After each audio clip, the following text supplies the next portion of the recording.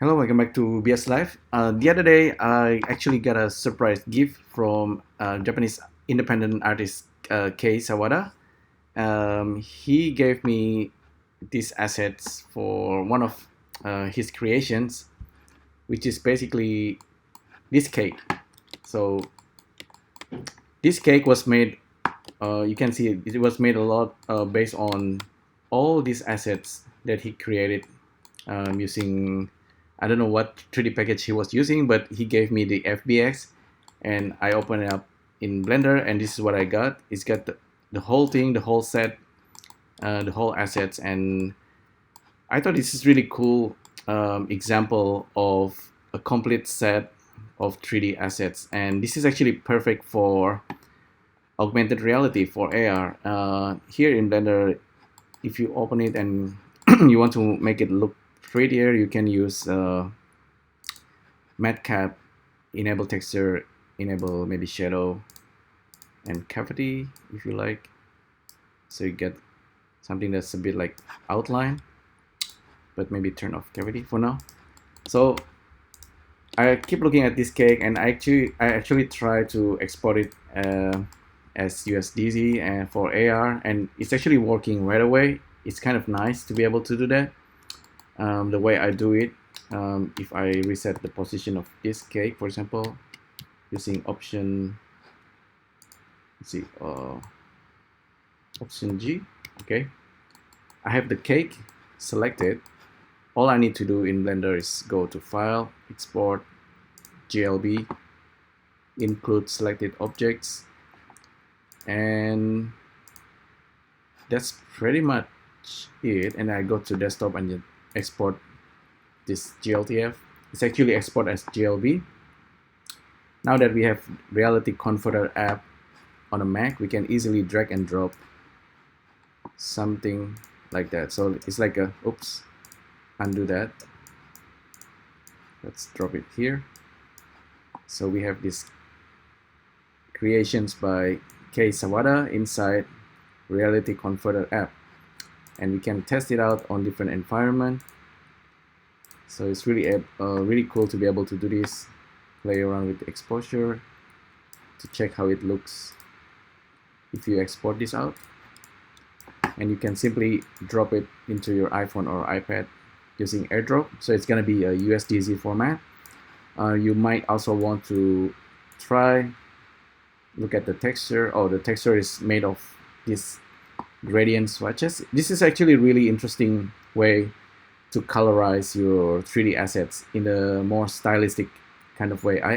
I can make another video to talk about this. It was made of a single material.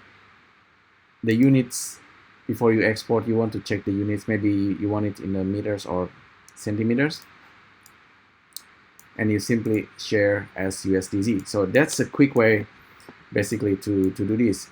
And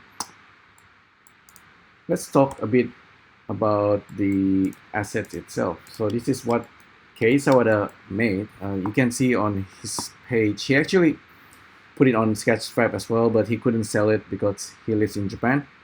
But you can purchase his items from Booth website. This is a Japanese website. This is the price of his asset, and yeah, have a look. But these assets, right, I really like these assets and I want to export it out, and they are all separate, and I made a small Python scripts basically in order to do this. I don't want to select one object and then file, export, GLB every time. So I made a small little script over here, batch export. Basically, this is using the commands. Sorry about the noise. It's been like this for a day. So we have this script that's simply based on whatever I'm selecting here. It's gonna iterate through the item and then make it active and then export only the active objects. So that's basically what it is. And so if I option G, reset all the position of this object and then run the script, it's gonna export out as a GLB over here. So with all this GLB, if I close this guy, this Reality Converter app, this is all the GLB that's been exported. We're gonna have all the objects ready to be exported as USDZ. So I can simply like File, Export All, save it as USDZ here. I already have it over here. I can make a new folder, out USDZ2, export, and it's gonna take just a few minutes. So it's still processing. But now we have everything as USDZ, and you can actually export this out and then play around with it using Reality Composer app on your iPad or iPhone, and it becomes a single asset that you can put together. You kind of like starting to think like a layout artist. So I tried that. It's actually kind of nice to be able to do that. So if you have Reality Composer app, so on the Mac, somehow on the Mac OS, Reality Composer app runs so much slower compared to the iPad or iPhone. This is actually true. It's actually faster on the iPad. Maybe on the Mac Pro it's runs better, but so this is the app running on my Mac OS, and I have all these USDZ assets that's basically ready to use, and all I need to do is to drag and drop it here. So this is like kind of like for augmented reality. If you're already familiar with Blender and how you can move very quickly, if you work with Reality Composer, it's going to be slightly different. This app is more for touch-based device like iPad or iPhone. Ideally, like if you're like a 3D assets or layout artist, you like to be able to work very quickly. Let's say you want to have this bear, you want to duplicate it 10 times and make it and place it along the circle, or you want to kind of stack all these little delicious sweets. You want to make duplicates, and you want to make variations. You want to do that very quickly. So normally you want to still think about it in something like Blender, because it's so much easier to do it this way. And then even like things like duplicating this guy, and then you want to change the color, for example, it's gonna be a lot faster if you do it in the 3D software. Although for people who never use 3D software, now that we have app like Reality Composer, it's so much easier for them to be able to play around with these 3D assets without being scared of 3D software. I mean, like Blender, eventually they will probably like understand Blender, but I think in general, anyone can actually use Reality Composer app. It's actually really easy 3D app to use on your iPad or iPhone. Right, so this is just a quick rundown. Like if you ever deal with a lot of 3D assets, and these assets by Kei Sawada, designer and artist Kei Sawada, actually a perfect example of this. But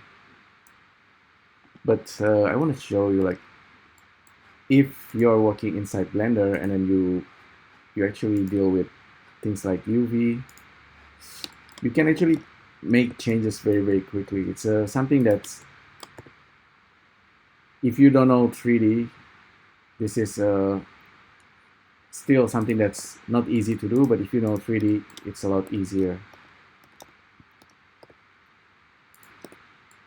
So that's simply by moving the UV, and then you can now export it again. Now we have 3 different bear, which is really interesting, because if we go back before we before we use Reality Composer app, if we go back to our Reality Converter app, this guy of course has material slot, and you can replace this material slot with anything.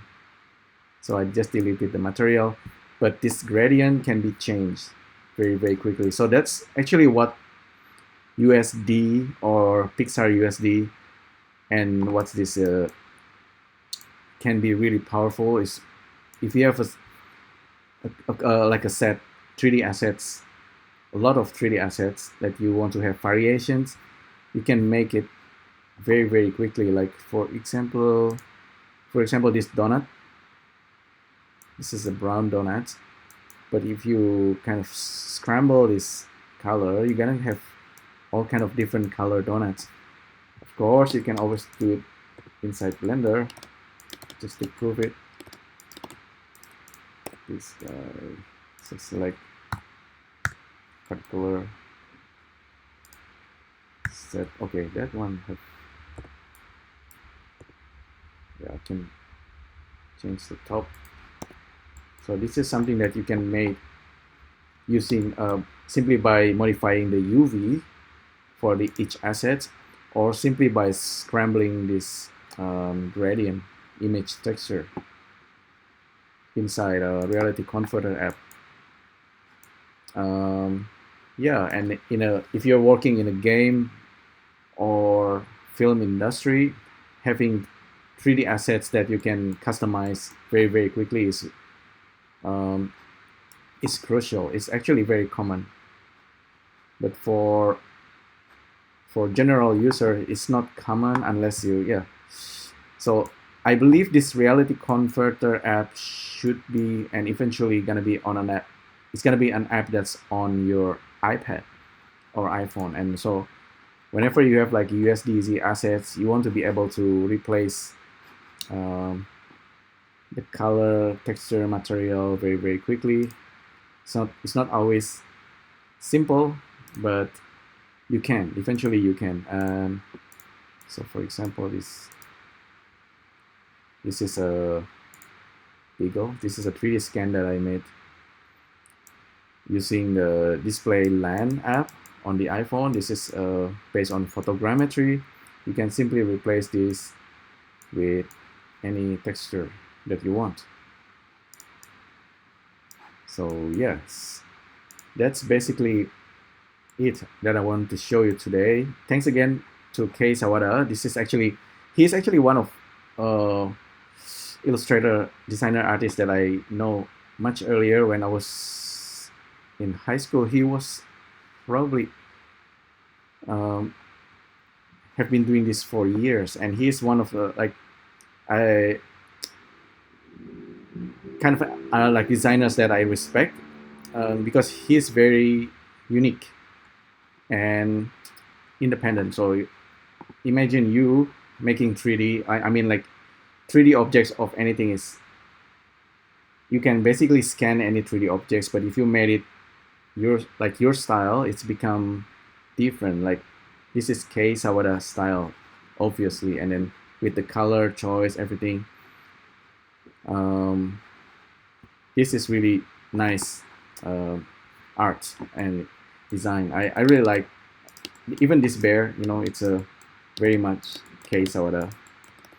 So yeah, that's how you actually deal with 3D assets now in 2020.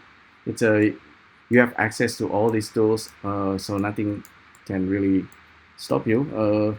If you ever feel like afraid of 3D, don't be afraid of 3D. 3D is just like a tool. It's very easy. It's almost like using a camera or like a drawing with pencil, and you got it here. I'm using Blender 2.82 beta and still continuously being developed by Blender Foundations.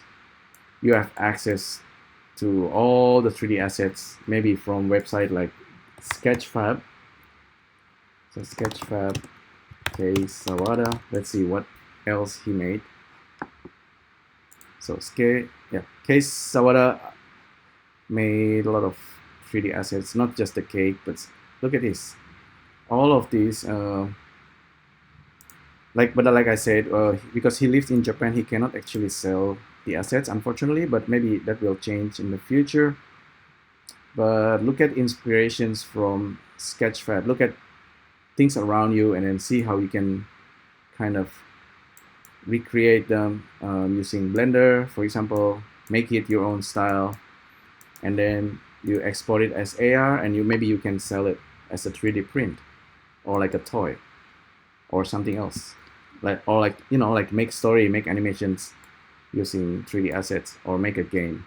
So you got all the tools there. So there you go. That's a kind of long talk. Blender Sushi Live Noding. Hopefully you enjoy this. Let me know what you think, and I'll see you next time. Thank you. Bye.